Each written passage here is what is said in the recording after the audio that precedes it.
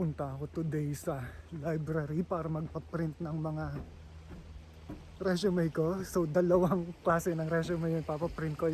Yung isa, yung may mga experience ako pagdating sa procurement, management, at saka implementation. Tapos yung isa yung experience ko with retail, like sa Marks at saka sa mall.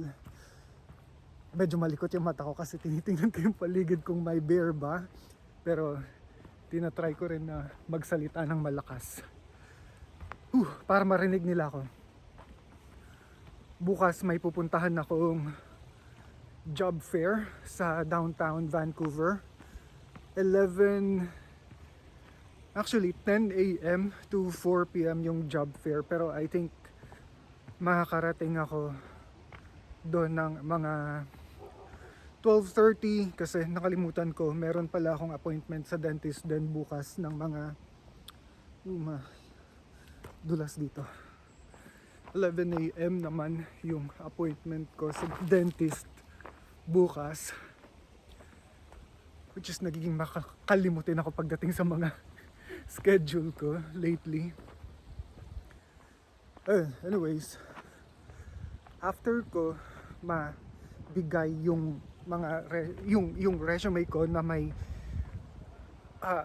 work experience ng management at saka implementation analyst, ganun, sa job fair.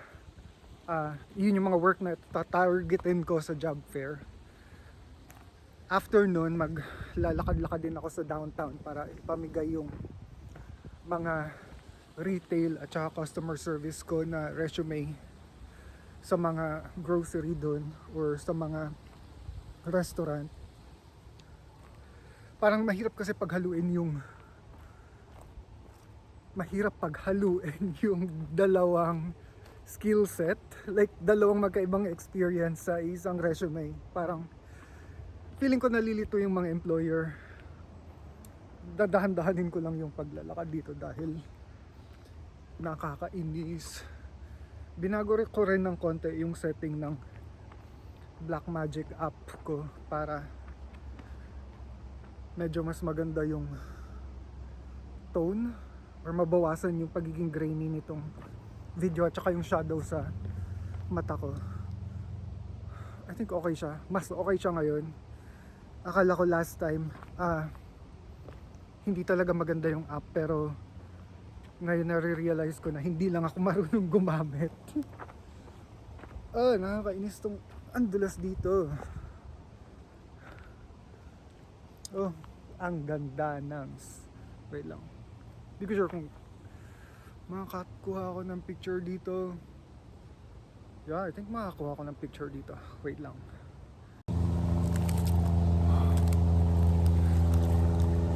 Ano na nga ba yung sinasabi ko?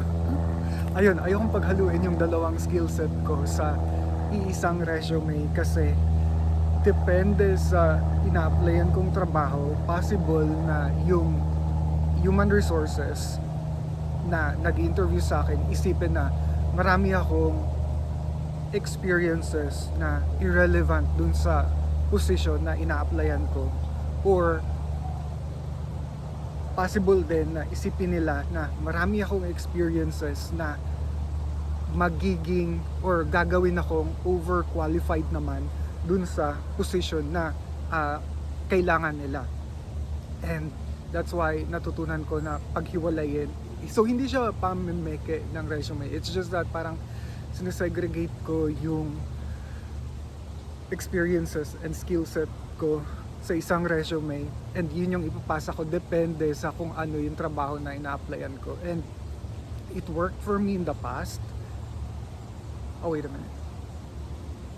Well, lately it's not working. I don't know kung mahirap lang ba talaga maghanap ng trabaho ngayon, pero baka yun din yung isa sa mga hindi nag-work or cause kung bakit hindi ako natatanggap sa trabaho. Pero I don't know, na-interview pa rin naman ako, so I don't know.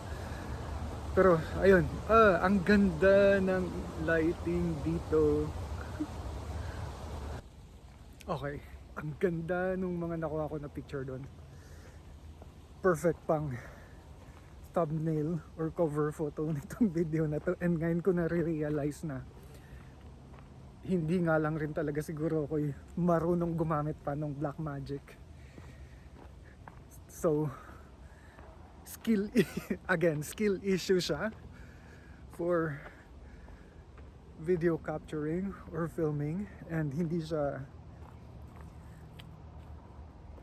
dahil sa hindi capable yung mga gamit ko na equipment at saka app. Yeah, less yung shadow ngayon, hindi siya shadowy. And to think na medyo darker ngayon kasi late in the afternoon na. Oh, ang ganda ng sikat ng araw. Ngayon, itong microphone, I think na-mention ko last time na naglolo ko siya every time na nasa highway ako and may mga dumadaan na may mga dumadaan na sasakyan, and kapag malakas yung makina nila or yung ingay nila from the highway, naglolo ko yung microphone. Pero I think mali na naman ako doon dahil hindi ko, so naka default setting siya. So, meron pala tong noise cancelling capability na up to 6 degrees. So, naka 3 degrees siya ngayon. Pagkatapos nitong forest na to, hindi ako didiretso dun sa Rilas ng tren. Dadaan na ako sa highway papunta sa library para matest ko kung okay ba yung audio ko kapag halimbawa. Actually, hindi rin talaga ako makakadaan sa Rilas ng tren kasi nandiyan na yung tren, naririnig ko na siya. Ayun, kung okay ba yung audio ko ngayon na naka level 3 yung noise cancelling feature nitong, holy shit, noise cancelling feature nitong microphone ko. Ayusin ko lang yung sintas ko saglit. Ayan. Habang kumukuha ako ng picture kanina, may dalawang family na nilagpasan ako na naglalakad dito, and may mga dala silang aso, and I'm curious ng mga aso sa akin. Okay, and palapit na tayo dito sa highway, pero walang dumadaang sasakyan kung kailan ko naman kailangan ng mga sasakyan na malalakas yung makina para so ito yung tinatawag nila na salmonberry. Pag madali siyang mapitas na ganyan, ibig sabihin daw nun matamis na siya. Pero ito, pag hindi siya mapitas na ganun, hindi pa siya totally hinog and hindi pa siya masarap.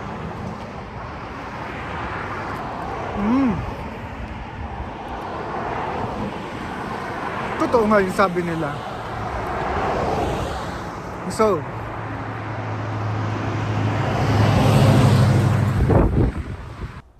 okay. So, nakapagpa-print ako 20 pages, well 10 copies isa, 2 copies. 2 pages bawat resume. Kaso nakalimutan ko magdala ng folder. So, sana hindi siya malukot kapag nilagay ko siya dun sa internal folder nitong bag ko. Pero I don't think may paki naman sila kung lukot yung resume na ibibigay ko. So itong grocery bag, ipapatong ko na lang dito. Ayun. Okay naman, so far so good. Hindi ito yung first time na attend ako ng job fair dito sa Vancouver. Parang last year, umattend na rin ako dun sa public library ng downtown Vancouver. Malaking library siya. I think dadaan din ako dun bukas. Pag halimbawa maaga ako natapos sa job fair, tapos siguro sabay na lang kami umuwi ni Ran papunta dito. Wala ako masyadong preparation pagdating sa interview. Feeling ko hindi ako may interview bukas. Kung may interview man ako, siguro more of generic. Parang overview lang, mga general questions lang yung itatanong sa akin and hindi masyadong specific tungkol sa skills ko. So, I think kaya ko na yun. And kung meron man, hoping ako na sana nga ma-interview ako, I think mas schedule yun I think a week after or 2 weeks after, and may time ako makapag-prepare for that interview. So sa ngayon, I think ikot muna ako dun sa footbridge.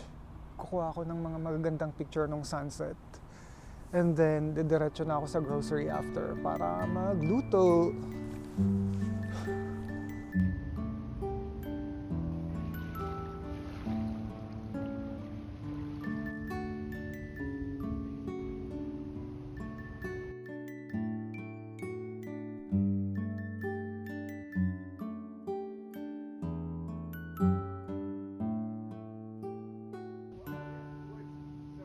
Paalis na dapat ako pero naalala ko na magbaon ng pizza na tira namin last night at saka magbaon na rin ng coffee para hindi ko na kailangan bumili pagdating dun.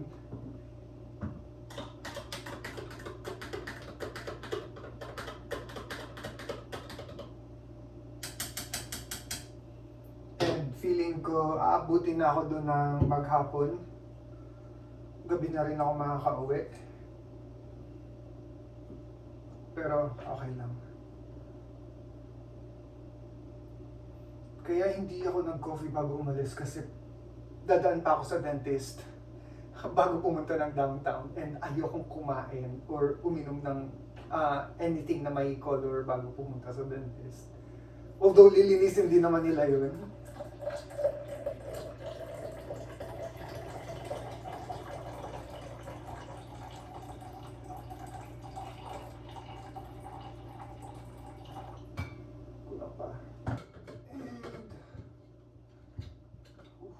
Sana masarap. So, ready na ako umalis. Let's go. Kasi ko na itong mga basura.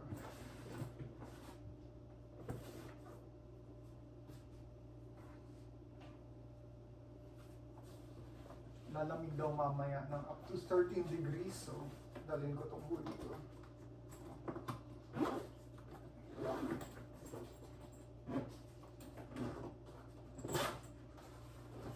Alright.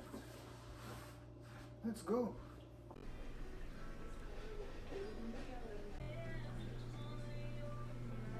Sobrang liwanag. Ang ganda talaga nung saltwater na aquarium dun sa dentist. Parang gusto ko rin magkaroon ng ganun. Wait lang. Upo lang ako saglit. Medyo mabilis lang siya pero medyo nangalay yung pangako. At saka medyo I think na-disappoint sila nung nalaman nila na bunot at saka nagpa bone graft ako dun sa kabilang office. Wait lang. May nabasag kasi akong ngipin parang 3 months ago. Tapos pina-check up ko sa kanila. Pero yung pagkakabasag kasi niya vertically, and ang sabi nila pag ganun daw, hindi na daw talaga nagagawa ng paraan yun, binubunot na talaga, hindi na siya pwedeng i-crown or i-root canal kasi parang na-divide into 2 yung ngipin. And at that time masakit siya pero parang ayoko pa ipabunot, bagang kasi yun. Nagpa second opinion ako dun sa dentist ni Ran. Nung time na nagpa second opinion ako, magang-maga na talaga siya tsaka hindi na ako makakain ng maayos. So, ganun din yung recommendation nila. Same nung sinabi nitong dentist ko ngayon sa Eagle Ridge na hindi talaga nagagawa ng paraan, binubunot talaga. And at that time, recommend nila na gawin na yung operation since, ayun nga, medyo maga talaga yung, yung ngipin ko nun, o yung mukha ko nun, magang-maga na. And if kung gusto ko daw na magpa-implant, lagyan na rin siya ng bone graft or gawin na rin yung bone graft that day. $800 lang. which is at that time may $800 ako sa ATM ko. And mahirap din kasi nabunutin yung ngipin, tapos pagalingin. Tapos bungkalin ulit kasi lalagyan ng bone graft. So para isang operation lang siya. And ngayon na nalaman nila yun, parang medyo disappointed sila na ano ba? Mas maganda kasi yung plan na binigay sa akin nung dentist ni Ran kaysa sa dun sa plan na hindi naman sa mas maganda, parang mas detailed at mas kompleto yung plan na binigay sa akin nung dentist ni Ran, from yun nga, extraction to bone graft to Invisalign. Kasi ayan, pangit yung ngipin ko ngayon, hindi siya pantay.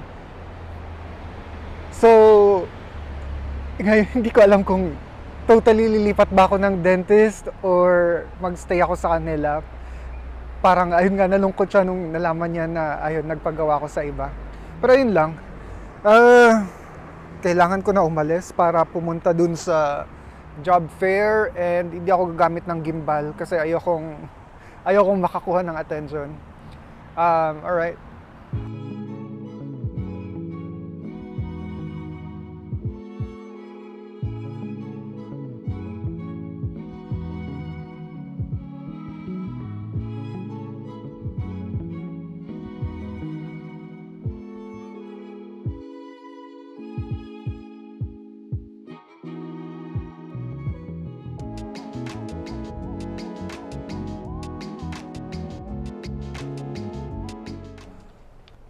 Malapit na ako sa place.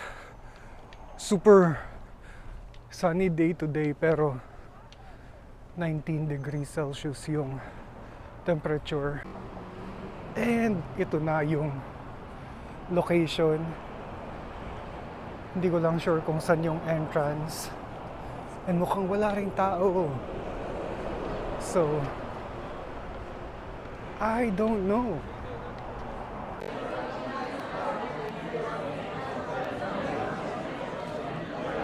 So, tapos maliit lang yung venue. May mga 17 na booth na nandun. Pero I think 4 lang yata yung company talaga na nag-hire. Tapos, wait lang, hanap lang ako na maupuan para makabit ko rin yung gimbal ko. Mga 30 minutes. Naka-on ba yung mic ko? Wait lang. Mga 30 minutes ako naglakad, and nandito na kagad tayo sa Science World. Ayusin ko lang yung gamit ko. Wait lang.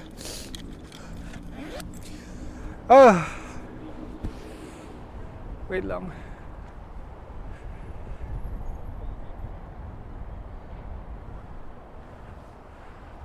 Ayun. Okay naman. Shit, munti ako malaglag. Okay naman. I think meron lang 17 na booth dun sa job fair. Tapos, I think 4 dun sa booth. Parang naghahanap lang sila ng volunteer. 4 lang yung company na hiring talaga. Pero karamihan sa kanila parang mga truck company, construction, trades, ganyan. So, hindi ako nakapag-apply. Tapos, parang 5 yung school, Langara, yung mga colleges na naghahanap din ng student. Pero hindi sila nag-hire. Tapos, may nakita akong financial. 2 yung financial. Pumila ako dun sa isa. Pero hindi pala sila hiring. Nagpo-promote sila ng grants na pwede nilang ipamigay sa mga students na kailangan ng funding, or mga halimbawa meron kang business idea tapos kailangan mo ng funding or capital. Yun, may ganun dun. Tapos may isang booth doon na nag-check ng, yun yung booth na pinakamahaba yung pila. Nag-review nila yung resume mo, tapos bibigyan kanila ng feedback kung anong part yung pwede mong i-improve, ko-comment sila sa overall cohesiveness nung structure ng resume mo. And yun yung parang pinakamahaba na pila doon. Akala ko parang on the spot nag-i-interview sila, pero hindi pala. Parang magbibigay lang sila ng 10 minutes kada person para reviewin yung resume at saka mag-mock or practice interview. Ano pa ba? Yun lang. May mga nakipag-usap sa akin, yung parang official photographer nila doon, Korean, nakipagkwentuhan siya, pero medyo nahirapan din ako intindihin siya. Karamihan ng mga nagmamanage doon, mga volunteer, mga students, Korean sila karamihan. Okay naman, I think magandang opportunity yun para makipag-usap sa mga tao or to build network, ganyan. Pero yun nga, maliit yung venue, konti lang yung booth, and konti lang rin yung companies na nangungulik ng resume at saka ng interview. And yun, hindi rin sila pasok sa hindi rin ako pasok dun sa requirements or sa qualification nila. Pero ang ganda dito, ang lamig ng hangin. Nakaka-dry siya ng balat or ng lips. So, hindi ko alam kung maganda ba yung kuha ko the whole time kasi ang liwanag. Ipapakita ko sa inyo yung itsura ng Burrard Inlet kung hindi lilipa rin tong tripod ko. Feeling ko stable naman siya.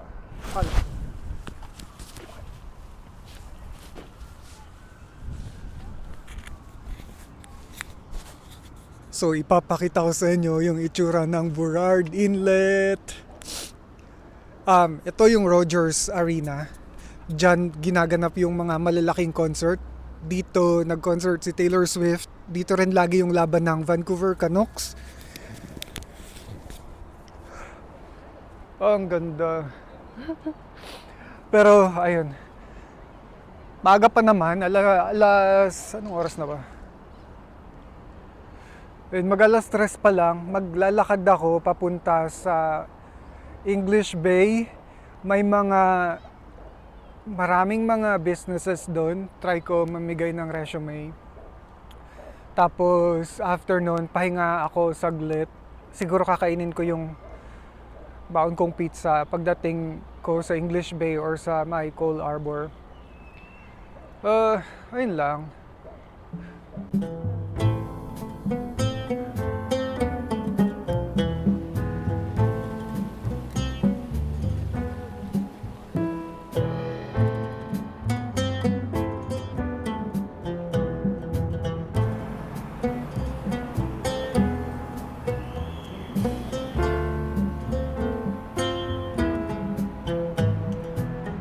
Meron akong napagbigyan ng 3 resumes, pero 2 lang yung kumausap sa akin, and feeling ko isa lang talaga yung sumeryoso sa feeling ko walang sumeryoso sa application ko. Yung una,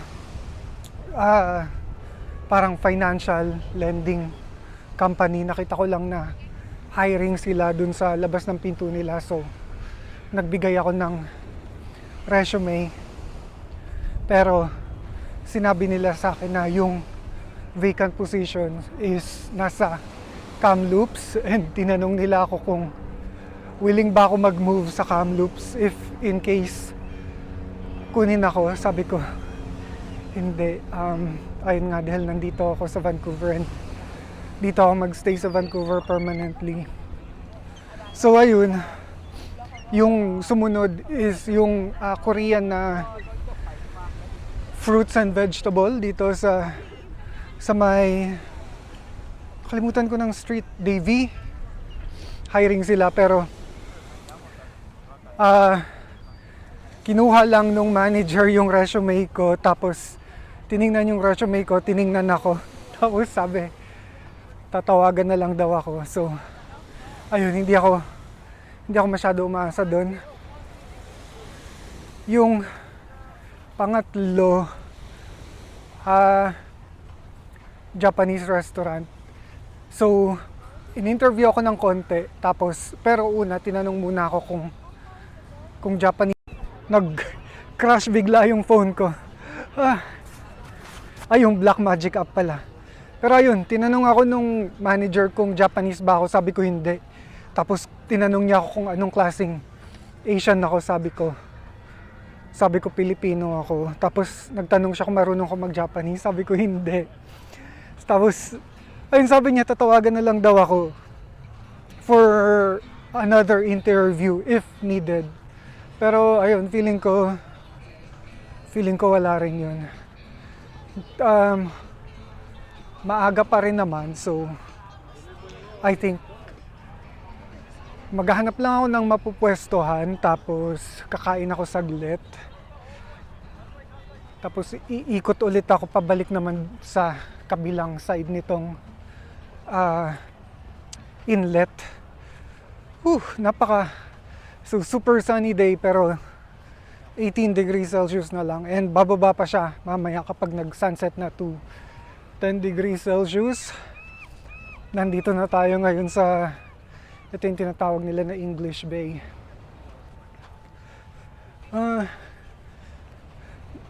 Sobrang daming tao dito pag summer. Well, actually, technically summer pa rin, halos. Pero pag patakasin ng September 20, mag-fall na. So, kaya madalang na yung mga tao, at saka kahit na nagbababad sila sa araw, naka-hoodie na sila kasi malamig talaga yung hangin. Kinailangan ko rin mag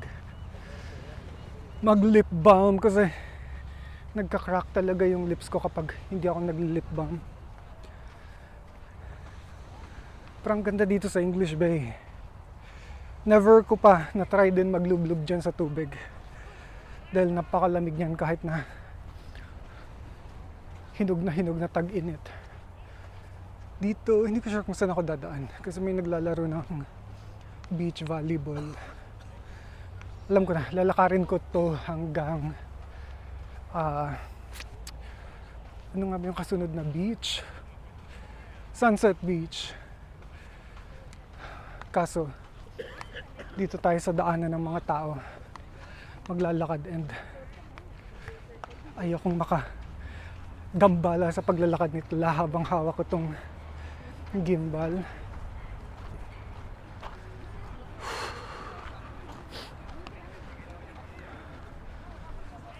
So good. Ang ganda ng araw.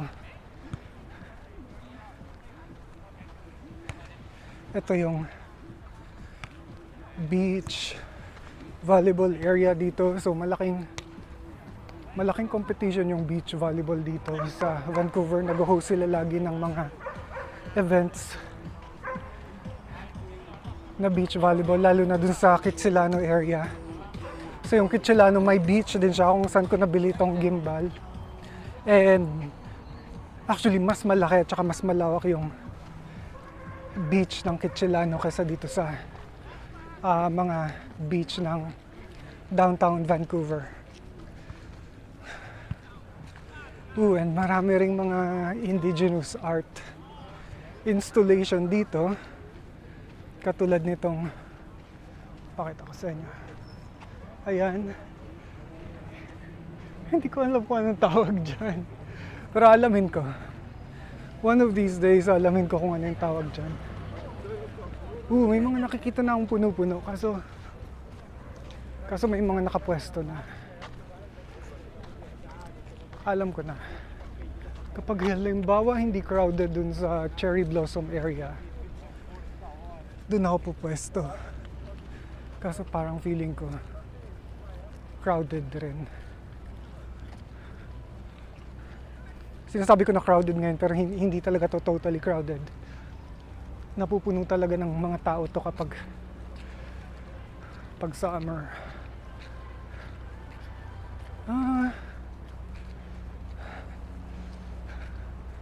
Ang ganda.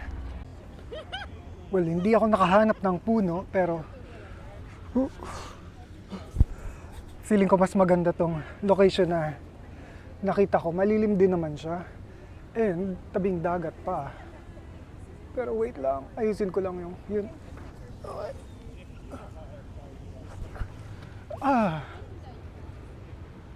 I'm not sure kung kita ba ako.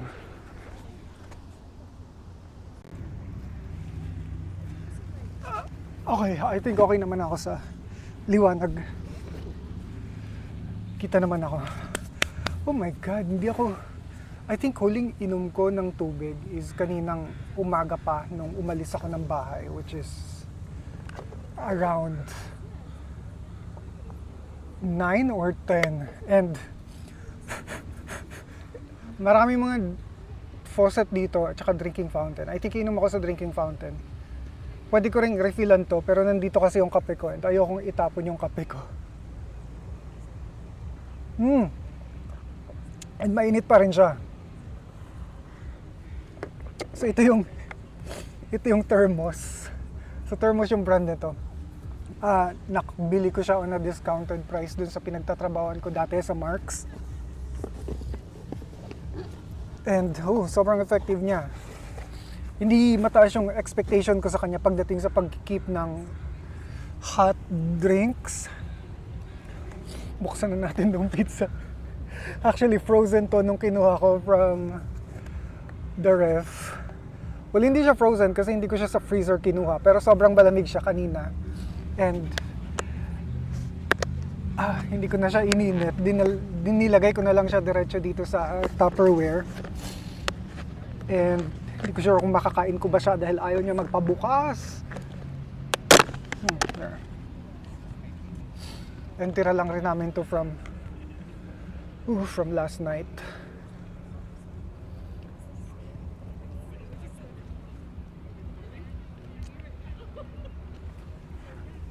Hindi na rin masama.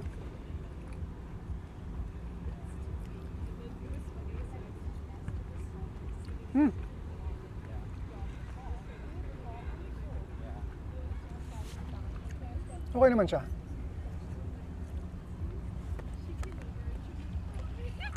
And minsan pag tinatamad rin talaga ako mag-init ng pizza, kinakain ko na lang ng malamig.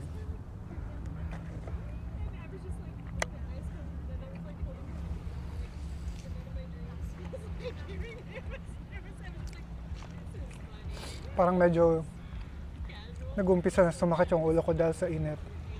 Actually, check ko kung nakailang steps na for today.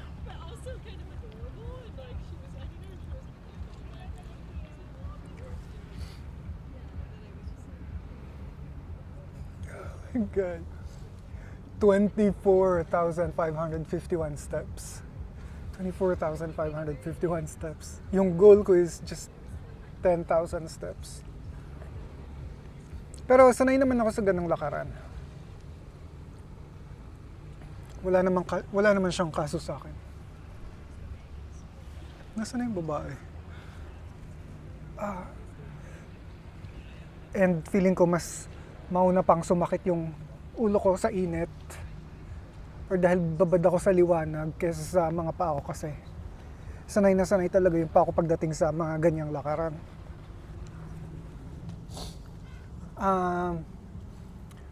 Well, may mga resumes pa ako na natitira and I don't know, ang konti ng hiring. Ayokong maging nega pero hindi ako masyadong umaasa na may patutunguhan tong pag-a-apply ko today.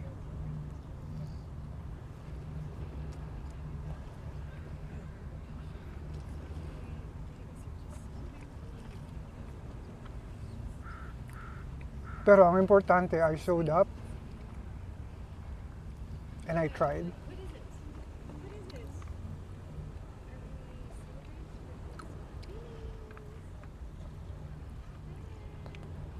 Pero kagabi rin pala, may dalawa akong in-applyan sa RBC, Royal Bank of Canada. Production support at saka customer service. Match siya sobra sa skill ko. Pero I think medyo overqualified din ako dun. Medyo lang naman. Sana tawagan nila ako.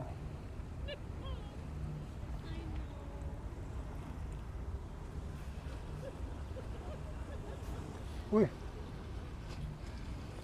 Ang daming bubuyog dito. Ang daming bubuyog ngayon.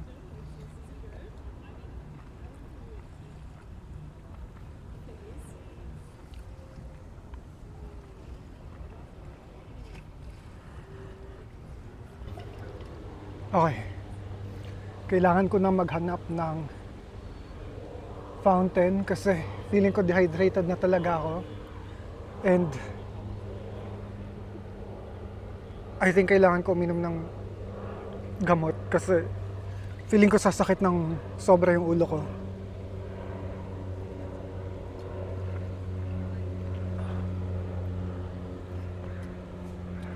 Okay, let's go.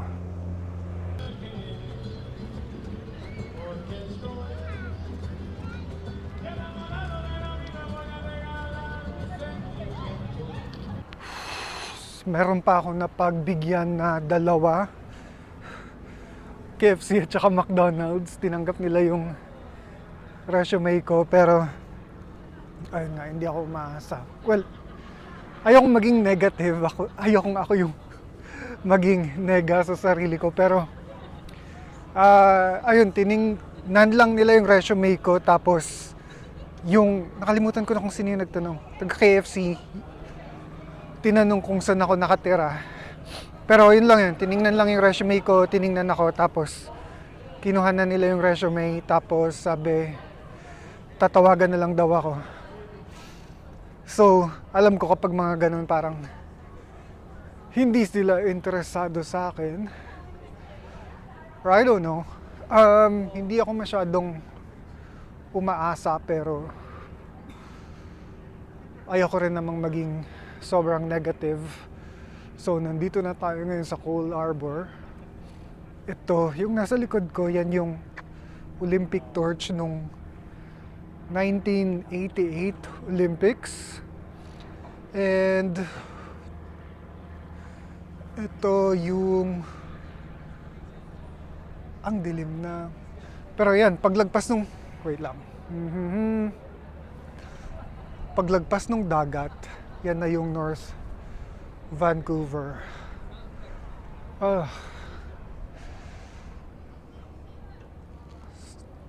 Hindi ko alam kung ano yung mas magandang view. Or kung ano yung hindi mas madilim na view. Wait lang, may ilaw dito. Okay, ayan, may ilaw pa. Pero sobra naman yung ilaw. Wait. Hanap ko ng magandang pwesto. Mountains, right? That's like a house on the mountain, isn't it? Oh yeah, the North Vancouver. North Vancouver. Yeah. No, it's an alien ship. It's not an alien ship. No, it's not. Are you sure?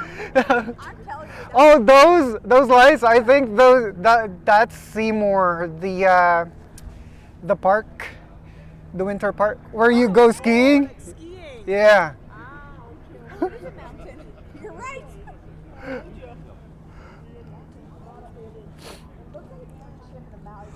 Overall, ayun, happy naman ako. Pero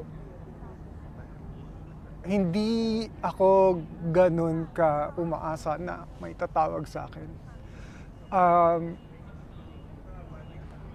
Well, at least tingnan ko kung nakailang steps ako. 1, 2, 3, 4. Naka 33,161 steps. 33,000, parang 3 days ko na nalakaran yun. The heck? So,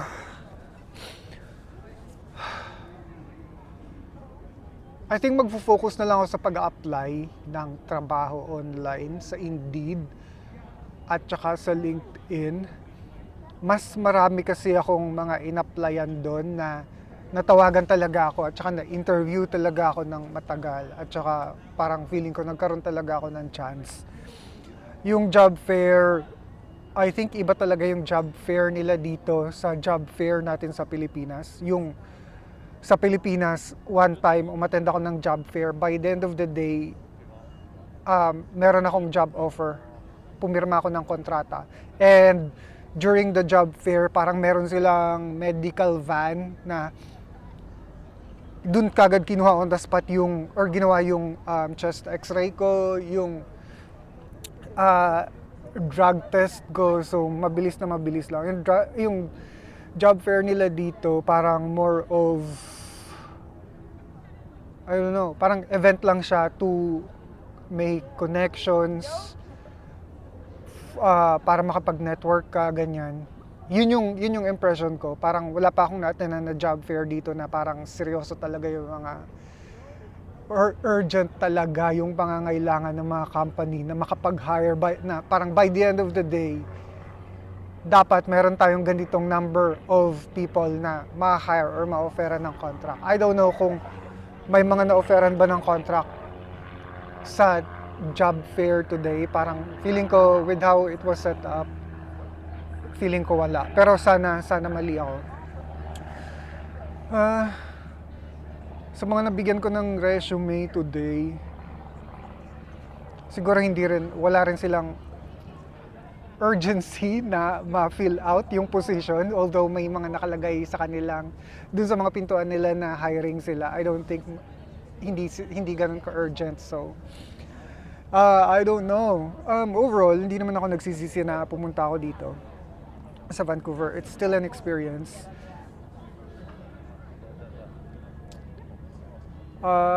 Ngayon, hindi ko sure kung uuwi na ba ako or hinintay ko pa yung message ni Ran. Kasi meron pa siyang French class na matatapos in 30 minutes. Well, 30 minutes na lang naman. Hintayin ko na lang rin siya. Nakakapagod. 15 degrees Celsius na. And bababa pa siya down to 10 degrees Celsius. So, oh no, yung baunan ko. Holy shit. Talsika na lahat. Maglalakad na ako pabalik dun sa papunta dun sa kung saan nag-aaral si Iran ng French. Sana man libre siya ng dinner.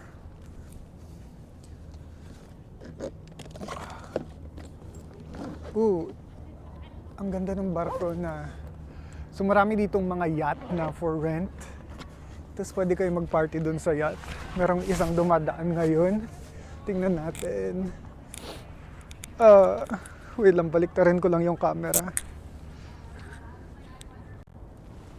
Ayan, ang ganda. So, yan. Yung mga ganyan.